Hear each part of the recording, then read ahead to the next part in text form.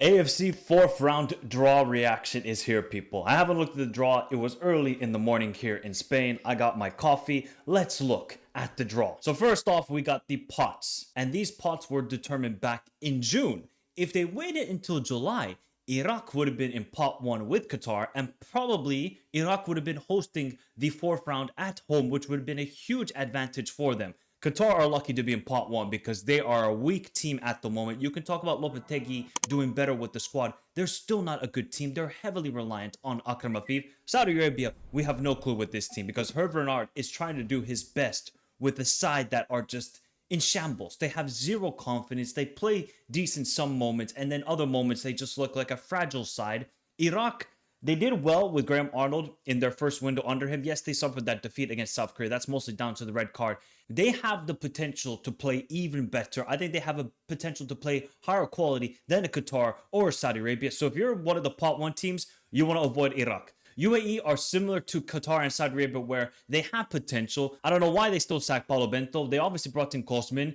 They did somewhat decent with their performances back in June. Obviously getting the draw at home against Uzbekistan where they played quite okay in the matchup, and eventually Uzbekistan qualified to the World Cup away from home against Kyrgyzstan. They kind of feel they're the B team, so you can't take too much into that matchup. So I think the pot two teams, you definitely want to avoid Iraq. And then pot three, well, it got very interesting because Carlos Queiroz is back in AFC football with Oman. The crazy thing is, people, all of these teams have now changed their manager during these qualifiers. Oman have changed their manager twice, so I don't know what the objective is with Carlos Queiroz. The only thing I can think of is you have to qualify us to the World Cup. The pressure is on Carlos Queiroz to get Oman to that World Cup, and we'll see what draw they get. Maybe they could get a favorable draw, and we could possibly see Oman debut at a World Cup, which would be crazy to me. And then Indonesia. Look, Indonesia, great at home, great to be Bahrain and China at home, but I have zero trust in Patrick Kluivert. The Patrick Kluivert is the Dutch Frank Lampard. Vibes, no tactics, right? He can show us a little bit of tactical flexibility at home, be good defensively. Then you have very good attacking players, but away from home, we've seen 5-1 against Australia and 6-0 away to Japan. So if you're Indonesia, you would have hoped to have hosted these games. Now you're going to have to go away from home against some decent sides in AFC. It could be tough for Indonesia. But now let's look at the groups, people. I'm very excited to see. Wow. Oh my God. Qatar are one lucky national team at the moment. We have Qatar, UAE, and Oman.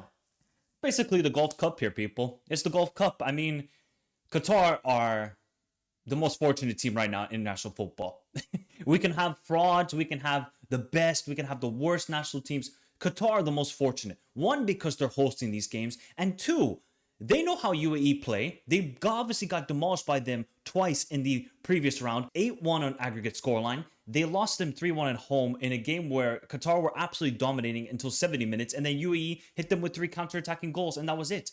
So I think if you're Qatar, you should be very happy with this draw. You have Lopetegui, experienced manager. All he needs to do is just fix the defense. You don't need to do anything with the attack. As long as you have Akram Afif and Almoez Ali, Qatar are settled in that position. They have to just focus on being better defensively. But you're going up against teams where UAE, okay, they got some decent players going forward, but the UAE are just like, you don't know which UAE side is going to show up on the day. It could be a very good side where they demolish Qatar twice, or it could be a team where they look really sluggish at home, like the Iran performance at home. Kosmin, I think he's experienced with these players. He's obviously very familiar with the league, so that could definitely help UAE in this situation if they want to qualify for their first World Cup since 1990. And then Oman, I think Oman should be very happy with this draw. Carlos Queiroz, the number one thing for him right now, he wrote on his board, revenge, because he got sacked by Qatar, and then Qatar obviously went on to win the Asian Cup without him.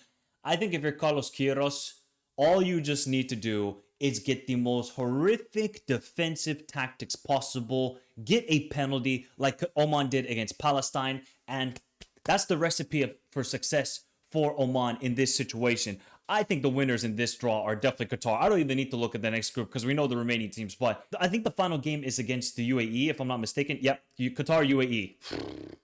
Qatar, UAE, final match day, 14th of October. I think that game will definitely determine who is going to qualify for the World Cup. But Oman could unravel everything even before that final match day if they get a draw against Qatar and they beat the UAE, that will be enough for Oman, I think, to qualify for the World Cup, depending on then how Qatar do against the UAE. Remember, people, obviously the second place team will advance to the fifth round, where the winner of that playoff will go then to the Intercontinental Playoff. I think Qatar are fortunate in this draw. I think UAE, I think all those teams have a very good chance of getting first place, and it's going to be fascinating to see how it goes down. I just think the added element of Carlos Queiroz, yes, the Omani team is very average, but just his experience, his coaching, I think he can get the better of a Lopetegui. I think he can get the better of a Kosman. Really fascinating. If I have to give early predictions for this group, I'm going to go with, oh, this is so tough. I'm going to go with, I know the UAE beat Qatar twice. I'm going to go Qatar first, UAE second, Oman third. I think that's how it will finish. Then we know the other group. It will be Saudi Arabia hosting Iraq and Indonesia.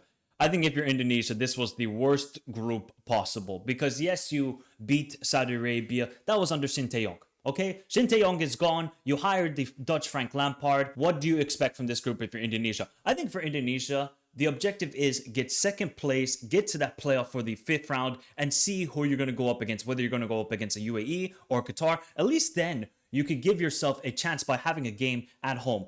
Indonesia away from home in these qualifiers, especially the fourth round, they only got 2 points.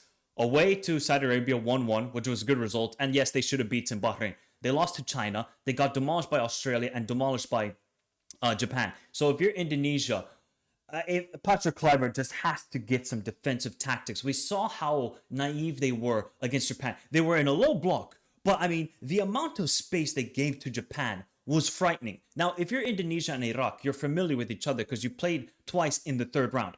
Okay, Iraq won both of those games. It's very much a different Indonesia side, as we all know. Obviously, Iraq have a new manager. I just think this is going to be very difficult for Indonesia. I think they can fancy their chances against Saudi Arabia on the first match day because we don't know what Saudi Arabia is going to show up. Whereas for Iraq, I think if you're Iraq, yes, this is a tough group and you would have much preferred to have been in Group A because you can definitely beat Qatar. You can beat Oman because you're familiar with those opponents. Saudi Arabia is going to be difficult for Iraq, but they're going to have a lot of people traveling maybe from Iraq to the game and maybe some Iraqis that already live in Saudi Arabia. I'm fascinated to see how Graham Arnold is going to approach this. Is he going to be more, okay, let's give Indonesia possession of the ball in that first game and we're going to hit them on the counterattack? Because that's what Iraq, I think, did really well against Jordan, where Iraq, they dominated the first half. Second half, they allowed Jordan more possession of the ball, but then on the counterattacks, they looked really good. I mean, Ayman Hussein is just going to have to continue his brilliance that he has shown for Iraq for the last couple of years if Iraq want to qualify for their first World Cup since 1986. I think Iraq have a good chance here. They can use the momentum of beating Jordan away to these matches. We'll have to see which opponents Iraq are going to face in the September window. I kind of think Iraq right now are the favorites in this group. And then Saudi Arabia, they have the fortunate task of hosting these games, but if you look at Saudi Arabia's home record, diabolical. I mean, we could talk about Saudi Arabia hosting these games. They won one game at home, people, in 5 games in the third round. One game, and that was China.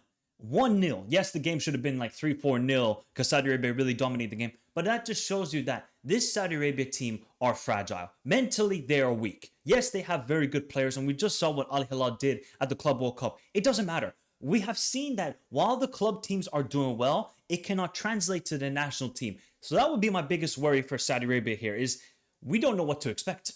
It's going to have to be a Hervé Renard masterclass, but Hervé Renard has not been able to rejuvenate this national team after what Mancini did. So if I'm Iraqi or Indonesian, you're kind of happy you got Saudi Arabia. Yes, you can talk about, oh, maybe Qatar are weaker than Saudi Arabia. Qatar have a higher chance of playing to a better level. Saudi Arabia, we've kind of seen them regress and regress and regress. And just the last window, really poor showing, I thought, against Australia at home. So this group is wide open. I could easily see Saudi Arabia finishing last because I have no trust in them. And we've seen Indonesia pick up 4 points against them.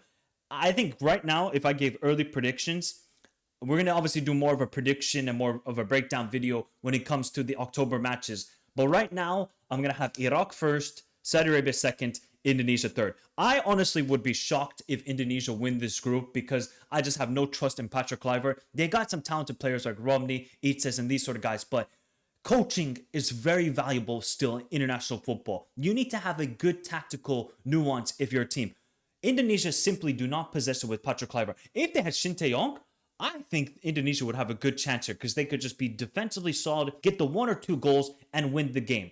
This is going to be a great group. I'm more excited by Group B compared to Group A, but it could all come down to that final game between Saudi Arabia and Iraq. In Saudi Arabia's home, oh my God, that would be a really glorious moment for Iraqi football. So right now, I think the 2 national teams that will qualify from the 4th round are Qatar and Iraq. But let me know your thoughts in the comments down below, people. Who do you think will qualify from the 4th round after seeing the draw? And let me know who are the winners and losers. I think the big winner was Qatar and the big loser was definitely Indonesia. And of course, we're gonna have a bigger breakdown and preview and prediction video of the 4th round in September. So if you like that sort of content, remember to subscribe to the channel, hit the like button. Remember to follow me on all the socials, Instagram, Twitter, join the Discord, all those links in the description down below. But have a beautiful day. Stay safe in this crazy world. Till next time, adios.